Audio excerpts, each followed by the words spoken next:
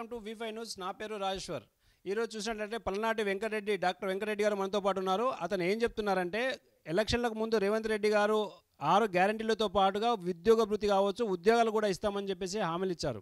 అయితే ఈ హామీలు ఏ విధంగా నెరవేర్చారు, ఏ విధంగా నెరవేర్చడం లేదు అనే వాటిపైన కొన్ని విషయాలు చర్చించడానికి మన దగ్గరకు వచ్చారు. అతని విషయాల్లో కొన్ని విషయాలు అడిగి తెలుసుకుందాం. సార్ చెప్పండి, ఇప్పుడు ఉన్నట్లయితే ఇప్పుడు గత ప్రభుత్వం ఏదైతే హామీలు ఇచ్చి ఫెయిల్ అయిందో ఆ హామీలన్నీ ఇప్పుడు రేవంత్ రెడ్డి గారు కూడా ఇవ్వడం జరిగింది. ఈ రేవంత్ రెడ్డి గారు ఏం చెప్పారంటే, ఉద్యోగ భృతి కావచ్చు, ఉద్యోగాలు కావచ్చు, మేము గ్రూప్ 1 కావచ్చు, గ్రూప్ 2 కావచ్చు, గ్రూప్ 3 కూడా కావచ్చు, ఇవన్నీ ఉద్యోగాలు మేము వచ్చిన 90 డేస్లోనే మేము నెరవేరుస్తామని చెప్పి హామీ ఇవ్వడం జరిగింది.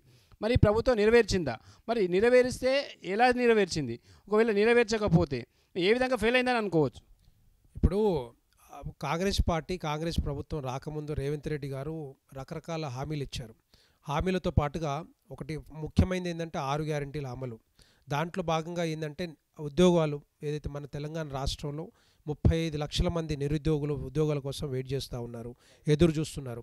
గత 10 సంవత్సరాల కాలంలో ఏవైతే భర్తీ చేయలేదో, ఏవైతే కాలేదో, ఇప్పుడు ఎట్టి పరిస్థితుల్లో భర్తీ చేస్తాం, ఎట్టి పరిస్థితుల్లో మాకు ఓటే అని చెప్పేసి రేవంత్ రెడ్డి గారు ఎన్నికల ముందు చెప్పారు. సో వాటిని ఇప్పుడు ఈ మొన్నటి వరకు 6 నెలలు చూసిర్రు నిరుద్యోగులందరూ కూడా. కానీ నిరుద్యోగులు 6 నెలలు చూసిన తర్వాత కూడా ఇప్పటివరకు దాన్ని పట్టించుకున్న నాదుడు లేదు. పబ్లిక్ సర్వీస్ కమిషన్కి చైర్మన్గా తీసుకొచ్చారు మహేందర్ రెడ్డి గారిని, కానీ ఇప్పటివరకు జాబ్ క్యాలెండర్ రిలీజ్ చేయలేదు. ఎప్పుడు వేస్తారు, ఎన్ని ఉద్యోగాలు వేస్తారని ఇప్పటివరకు ఇంకా రాలేదు. సో దాని మీద ధర్నా చేసి దాని మీద మాకు ఎట్టి పరిస్థితుల్లో ఉద్యోగాలు కావాలని చెప్తే వాళ్ళని కొట్టడం కానీ, లేకపోతే జైలు మన పోలీస్ స్టేషన్లో పెట్టడం, కేసులు పెట్టడం, వాళ్ళని నానా ఇబ్బందులు పెట్టడం కరెక్ట్ కాదు. ఇప్పుడు రేవంత్ రెడ్డి గారు ప్రభుత్వం గెలిచిన కారణం ఏంటంటే ఇద్దరు, ఒకటి రైతులు, రెండవది నిరుద్యోగులు. మరి వీళ్ళిద్దరు ఓట్లు వేస్తేనే కదా మన ప్రభుత్వం వచ్చింది. మరి వచ్చిన తర్వాత మరి ఉద్యోగాలు భర్తీ చేయకుండా 6 నెలలు సపోర్ట్ చేయకుండా కూర్చుంటే డెఫినెట్గా ఎవరైనా కూడా రోడ్ల మీదకి వస్తారు. వచ్చినప్పుడు మీరు ఎందుకు రిలీజ్ చేయట్లేదు? ఇప్పుడు వాళ్ళకి కొన్ని డిమాండ్లు ఉన్నాయి. ఏంటది? మీరు డిఎస్సి వేస్తా అంటున్నారు, డిఎస్సిలో 11,000 వేస్తామంటున్నారు. మరి మీరు రేవంత్ రెడ్డి గారు చెప్పింది ఏం చెప్పిండు? తెలంగాణ కాంగ్రెస్ ప్రభుత్వం రాకముందు 25,000 ఉద్యోగాలతోటి మెగా డిఎస్సి వేస్తా అని చెప్పారు. దాన్ని అడుగుతున్నారు కదా నిరుద్యోగులు. మరి దాన్ని అమలు చేయాల్సిన బాధ్యత మీ మీదనే ఉంది. మీరే చెప్పారు కదా 25,000 వేస్తామని, మెగా డిఎస్సి వేస్తామని చెప్పి. దాన్ని అమలు చేయకుండా మేము 11,000 వేస్తాం, అంతకుముందు 6,000, ఇప్పుడు 5,000 కలిపి 11,000 వేస్తామని చెప్పి చేయడం అనేది ఎంతవరకు కరెక్టు? అదే నియంత పోకడతోటి ఇప్పుడు పోతా ఉన్నారు. ఈరోజు స్టార్ట్ అయినాయి డిఎస్సి ఎగ్జామ్స్ స్టార్ట్ అయినాయి. మళ్ళా దాన్ని పెంచకుండా అట్లాగే వేస్తూ ఉన్నారు. వీళ్ళకి ఏంటంటే వీళ్ళకి స్తోమత లేక, ఆర్థిక స్తోమత లేక, ఆర్థిక ప్రణాళిక లేక, దాన్ని అమలు చేయలేక దాన్ని కుదించి 25,000 నుంచి 11,000 కుదించి మళ్ళీ వాళ్ళని నానా ఇబ్బందులు పెడతా ఉన్నారు నిరుద్యోగుల్ని. దాంతోపాటుగా గ్రూప్ 1 ఉద్యోగాలు కానీ, గ్రూప్ 2 కానీ, గ్రూప్ 3 కానీ, గ్రూప్ 1కి ఏదైతే మెయిన్స్ పాస్ అయ్యి ఇంటర్వ్యూకి వెళ్తారో 1:50 ఉంటే దాన్ని 1:100 చేయమంటున్నారు. వీళ్ళే చెప్పారు కదా, బట్టి విక్రమార్క గారు చెప్పారు అంతకుముందు ప్రభుత్వం రాకముందు. మరి దాన్ని అమలు చేయడానికి ప్రాబ్లం ఏంది? యాక్చువల్గా వాళ్ళు చెప్పిన మాటలనే నిరుద్యోగులు డిమాండ్ చేస్తూ ఉంటే వాళ్ళని కొట్టి పోలీస్ స్టేషన్లలో కేసులు పెట్టి వేధిస్తూ ఉన్నారు. అది కరెక్ట్ కాదు.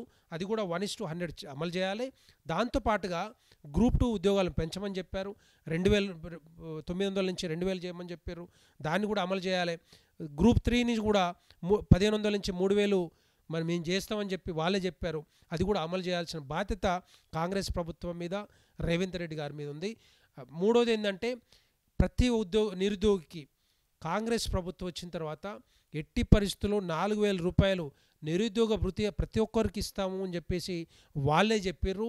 దాన్ని 6 గ్యారెంటీల అమల్లో భాగంగా కూడా చెప్పారు. కానీ దాన్ని పట్టించుకోవాలి ఇప్పటివరకు. మరి ఎందుకు చేయట్లేదని చెప్పేసి మేము డిమాండ్ చేస్తూ ఉన్నాం. వాళ్ళు బతికే బాధ్యత, వాళ్ళకి బతకడం ఇష్టం లేదా మీకు? లేకపోతే వాళ్ళు చదువుకోవడం ఇష్టం లేదా? వాళ్ళు బుక్స్ కొనుక్కుంటున్నారు, రకరకాల ఇబ్బందులు పడుతున్నారు.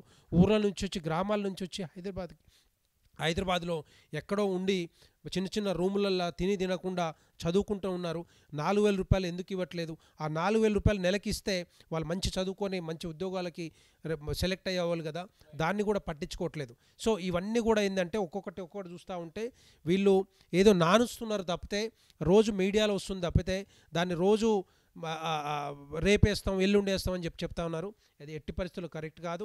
ఇంకొకటి నిరుద్యోగులు ఇంకో డిమాండ్ చేస్తూ ఉన్నారు, ఎగ్జామ్కి మధ్యలో గ్యాప్ ఇవ్వమని చెప్తా ఉన్నారు. ఎందుకు అంటే చదువుకోవడానికి టైం ఉంటుంది, ఆ టైంలోగా మరి రెండు ఇమ్మీడియట్గా డిఎస్సి తర్వాత ఇమ్మీడియట్గా గ్రూప్ 2 పెట్టినట్లయితే మాకు టైం దొరకదు, మా ప్రిపరేషన్ కష్టమవుతుందని చెప్తా ఉన్నారు. దాన్ని కూడా అమలు చేయాలి.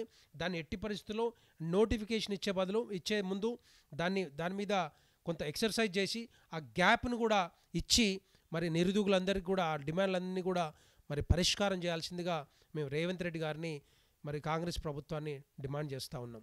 ఓకే, అలాగే కాకుండా ఇప్పుడు ఉన్నటువంటి గవర్నమెంట్లో ఇప్పుడు ఉద్యోగాలు ఇచ్చే ఏదైతే ఇప్పుడు ఇస్తామని చెప్పారో అదే కాకుండా ఇప్పుడు కొత్త కంపెనీలను, ప్రైవేట్ కంపెనీలను కూడా తీసుకొస్తే కొద్దిగా ఉద్యోగాలు కూడా మనము పెంచే అవకాశాలు ఉంటాయి కదా మన తెలంగాణ స్టేట్లో.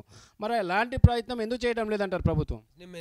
మనం ఇంకోటి మాట్లాడుకోవాలి. ఇప్పుడు తెలంగాణ నుంచి చాలామంది ఉద్యోగాలు లేక మిడిల్ ఈస్ట్ కంట్రీస్కి పోతూ ఉన్నారు, గల్ఫ్ కంట్రీస్కి పోతున్నారు.